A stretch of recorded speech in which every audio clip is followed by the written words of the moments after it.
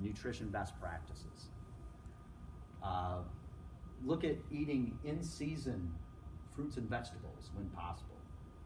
Know your food sensitivities. This is a big topic with kids. I'm sure you got some athlete that thinks they're gluten intolerant, or has some type of reaction to grains or nightshade vegetables, or a big one right now is cooking with really cheap vegetable oils. It's almost toxic, and just the amount of sugar that's in everything. I came up with a one-pager. This is my one-pager that I give to all my personal training clients. So you guys can read it. I can send you the PDF, but it's basically, if I was going to come up with a go-to list of nutrition, I'd say, here are my go-to proteins, here are my go-to fats, here are my go-to vegetables, and here are my go-to carbohydrates. And if every athlete on the team just at least knew those foods, they could do a better job of preparing themselves for the athletic event. This could be up on your refrigerator. Hey mom, we're getting low on eggs. I love my eggs in the morning. Gets me high protein. Right here, plan for success. When's my first meal in timing? Where's my second meal? Where's my third meal? Grocery list essentials. That means every time you go to the grocery store, hey, we're at least checking the box. Did we have these? Okay, for some of you meal prep people, this is a big deal. And the 5 checkpoints. Hydrate, healthy fats and carbs, quality proteins, fruits and vegetables, and of course, nutrient-rich vitamins and minerals. And then at the top, I make it easy. Most important things. Makes a big difference. This nutrition thing is just like so valuable and important. In most cases, just with when I'm talking with you guys knew your problem. You guys knew what you had to do.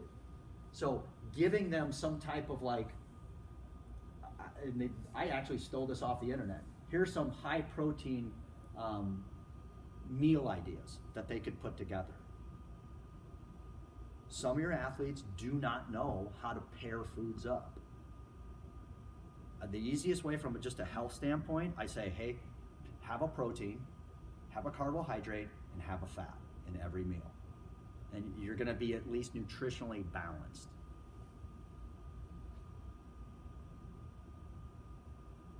Do they know their macros? Do they know what a good plate of food looks like?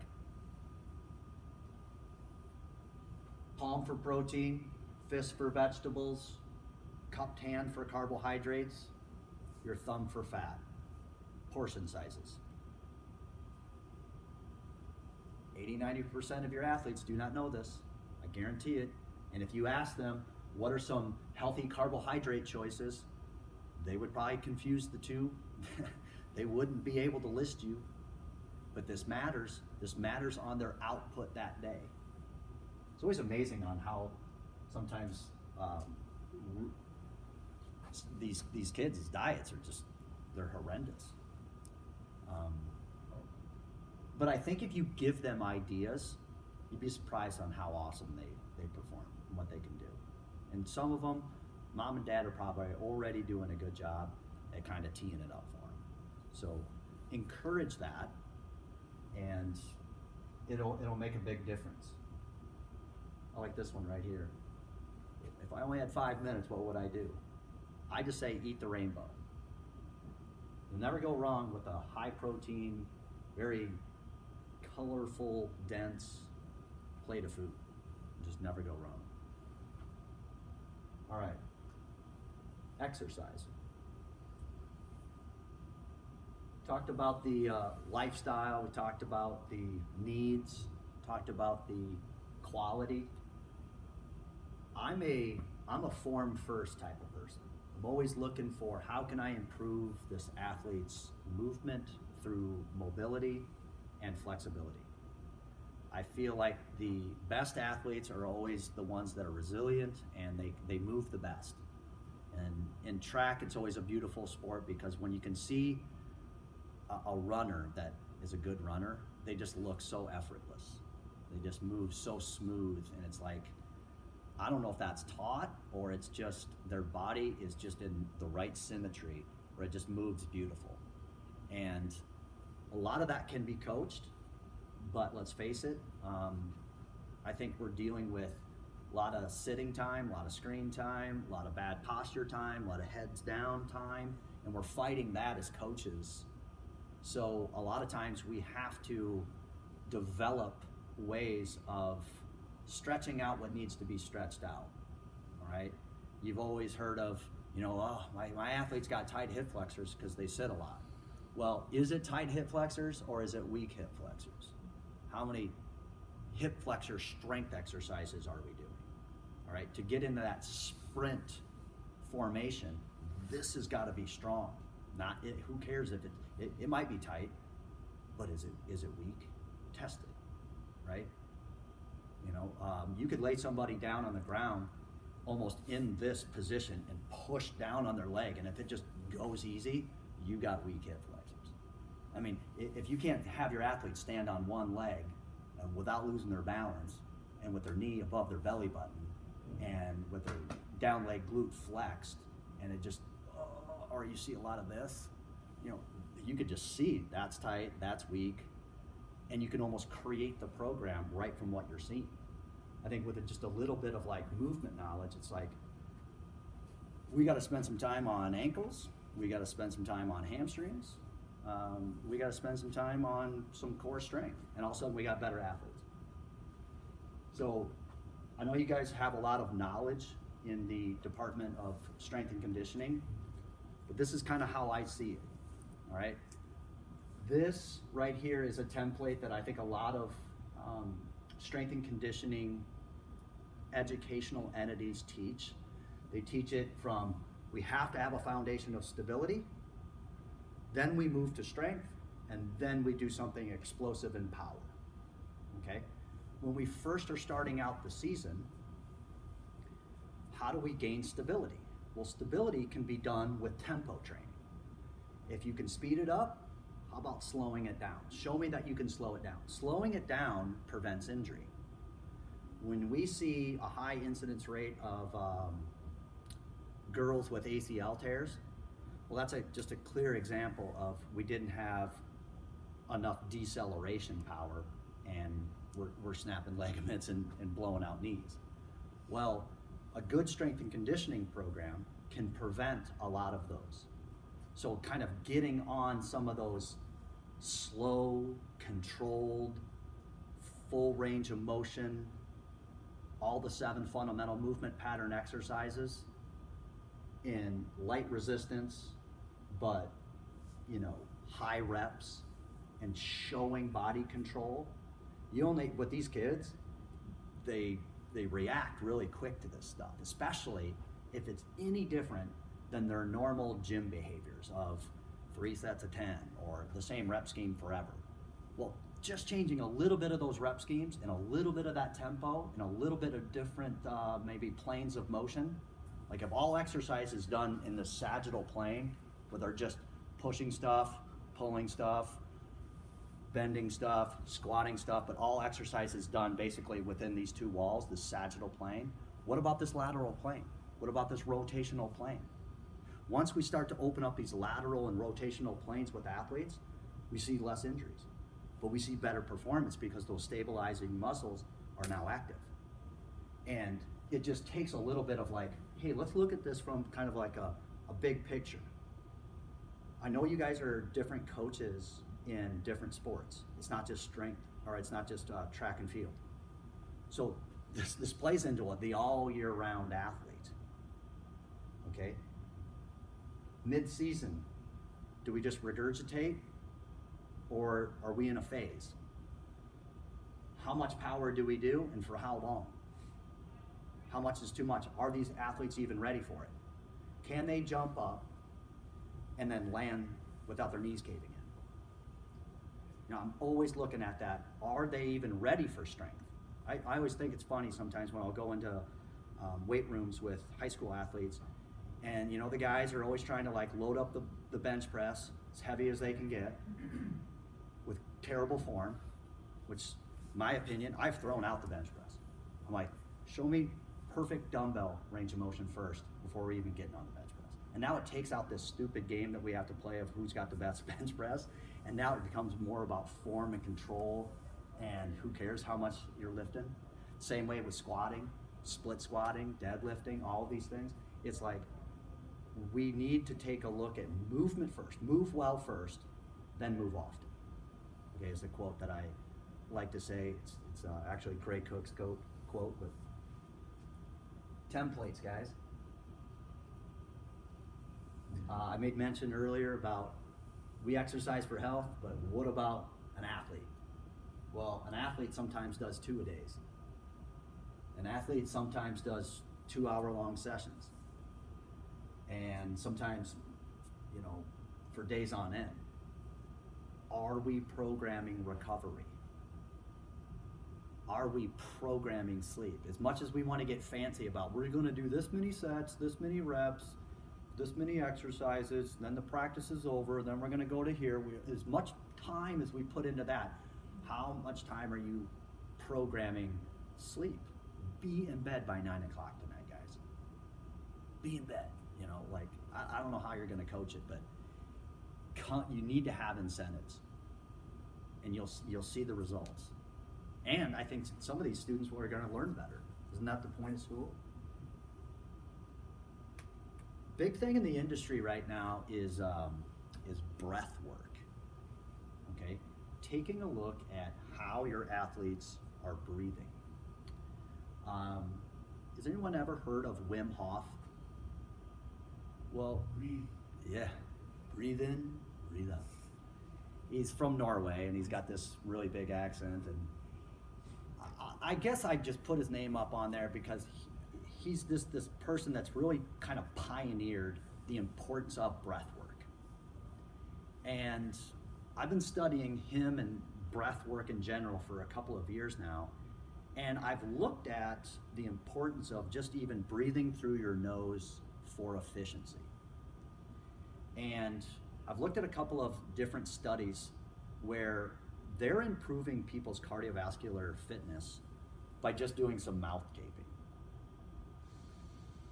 and forcing air in through the nose and mouth. And basically about 90% of your day you're in through the nose. You're becoming this parasympathetic because it lowers your heart rate. It gets you to focus on your breath. You're not chest breathing, which is sympathetic system. Your nasal breathing, which gets you down into that parasympathetic. And you basically become more of an efficient breather just by breathing through the nose. Well, along with being able to improve somebody's cardiovascular endurance by just breathing through the nose, also you can be doing breath holds that can not only lower anxiety, but also charge the system, okay, and get your body ready for some pretty amazing athletic feats. So this Wim Hof guy has basically this method of breathing in at 30 deep breaths. Big breaths as you can get, just all the way in, all the way out. 30-second hold, and on that breath, you breathe it all the way out, breathe one breath in, hold for 15, and then it starts again. You just do round after round after round. And this guy has climbed Mount Kilimanjaro in his underwear. He has the longest record for cold water exposure. He's called the Iceman. You should look him up, it's really impressive. But he's now teaching all these other people how to do the exact same thing. So like these huge cold water, which is another benefit, by the way, is cold water plunging and the benefits of recovery and spending some time in cold water and controlling the breath. Great for sleep, great for recovery, pretty much great for anything. The box method I learned in the military, and they taught us that to calm ourselves down in high stress situations. So basically it was this 4 in, 4 hold, 4 out, and then 4 hold again, just making a box of breath. So that's how you kind of visualize it in your mind. Well, can you get your athletes to do this? Can you get your athletes to go through a box method hold, a Wim Hof method, an energy boost method, 8 seconds in, 32-second hold, 16 out, repeat for an energy boost? Could you tell your athletes, hey, for this next mile, I will only want you to breathe through your nose? Just try it. When you need to breathe through your mouth, you breathe through your mouth. But I want you to try and run at the pace that you can sustain nasal breathing and see how fast they go. This will improve their efficiency. This will improve their mind. It gives them something to think about. So whenever your mind goes somewhere else, you go back to the breath. I'm giving you guys like really good. I mean, this is like, has anyone ever done some breath work? It's mindfulness medicine in general. Right on, but how could we infuse it into an athletic program? How could we do that? How could we bring it into the beginning of practice? Like, hey, for the first 10 minutes, I want you to stretch out what we need to stretch out, but only breathe through your nose, or only try box method. You're priming their systems. You're getting them to get into that flow state. You're getting them in the game, okay? And I think anytime your mind goes somewhere else, you go back to the breath. Now I've done this with people, like let's say I'm gonna have someone hold a plank, okay? And it's gonna get hard, and they're gonna start thinking about where it hurts and all of these things. And I just say, focus on the breath. Keep focusing on your breath. No matter what, just focus on your breath. As soon as your mind goes somewhere else, get back to the breath. And this is a beautiful technique to get someone focused in on what you want to have them focus on.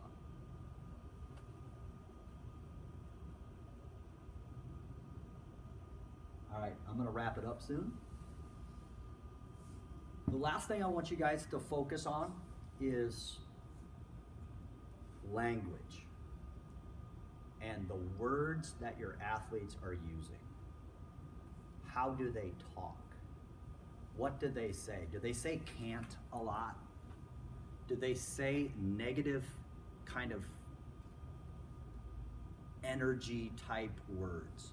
Listen to what their normal conversations are.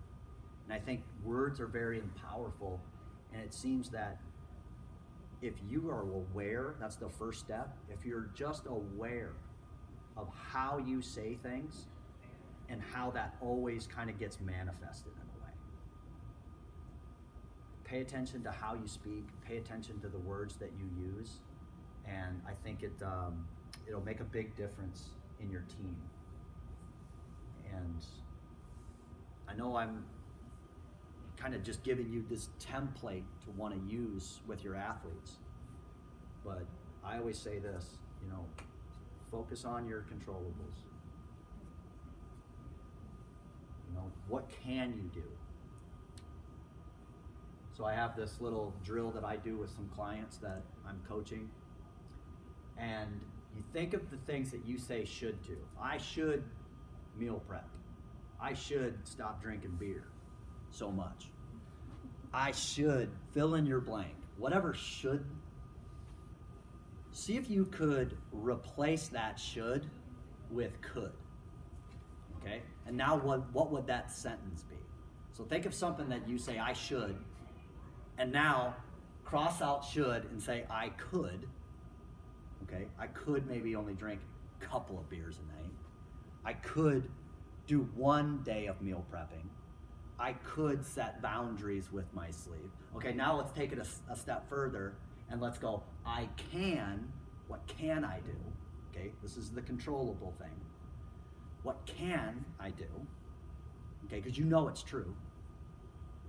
And then once you get done with the can statement, you fill in because.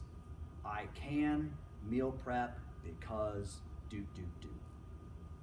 And I think this is powerful because you guys will hear it the next day you get in front of your student athletes, because you're going to hear shoulds. You're going to hear should statements. And when you hear the should, try and in your own little way, do this all the way down to what can you do? What could you do? What can you do? Because, and because when they fill in that because, it's owned by them. That's the beauty of coaching. You don't want to give them the answer and tell them what to do. You want to steer it where it's their idea. Now they have ownership to it. That's the key to coaching. I'll stay after, and if you guys want to take a screenshot of these sleep best practices, it's basically like a self-care and sleep best practices that I came up with. I'll let you take a screenshot of that. All of this can be found at thehealthcompassacademy.com. I came up with an online version of this to not only, be able to reach more people, but to really teach all of these 4 topics in a very concise manner. So it's about 4 to 5 hours of content of just thing after thing after thing. Everything that you could think about nutrition, everything you could think about exercise, wellness, and sleep. And it's just starting with the fundamental basics, moving into a little bit of the science, and then giving best practices. And it's a great kind of, if I was like a Phi-Ed teacher, or if I needed a course to give to my students, I basically built it for that. It's a 101 course. No, completely crazy stuff. It's everything everyone should start out with, is basic fundamental knowledge of those 4 topics.